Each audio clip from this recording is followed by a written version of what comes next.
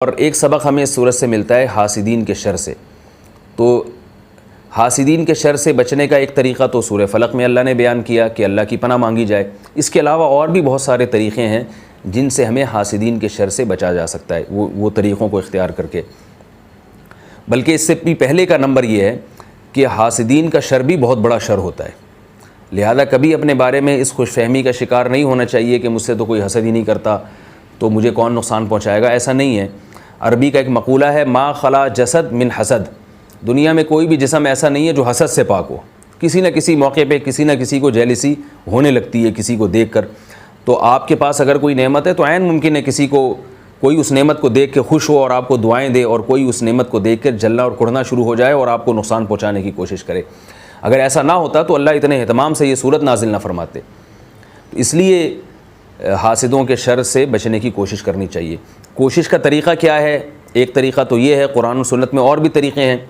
وہ طریقے کیا ہیں کہ آپ کو جس کے بارے میں وہم ہو، بلکہ آپ کو جس کے بارے میں خیال ہو، وہم کا لفظ تو مناسب نہیں ہے، جس کے بارے میں آپ کو خیال ہو کہ یہ آپ کا خیر خواہ نہیں ہے، تو اس کے سامنے اپنی نعمتوں کو بڑھ چڑھ کے بیان نہ کیا جائے، بلکہ اس کے سامنے معاملہ ہلکا رکھا جائے، بلکہ اپنی نعمتوں کو اس سے چھپایا جائے۔ اللہ نے آپ کو اگر دولت دے دی ہے، آپ کی اچھی تنخواہ ہے، آپ کے کاروبار میں پروفٹ زیادہ ہو رہا ہے، تو ہر شخص کو نہ بتائیں آپ۔ کچھ لوگ تو ہوں گے جو آپ کے اس پروفٹ کو سن کے خوش ہوں گے، کچھ ہوں گے جو جلیں گے، پھر آپ کو نقصان پہنچانے کی کوشش کریں گے۔ نظر بھی کہا جاتا ہے کہ حاسدوں کی زیادہ لگتی ہے، تو اس لیے ایک طریقہ تو یہ ہے کہ آپ اپنی نعمت کو ہر ایک کے سامنے بیان نہ کریں۔ یعقوب علیہ السلام کے 9 بیٹے تھے، جب وہ مصر میں داخل ہوئے تو یعقوب علیہ السلام نے اپنے بیٹوں کو کیا حکم دیا؟ لا تدخلوا من باب واحد وادخلوا من ابواب متفرقہ، اے میرے بیٹو ایک ہی دروازے سے داخل مت ہو۔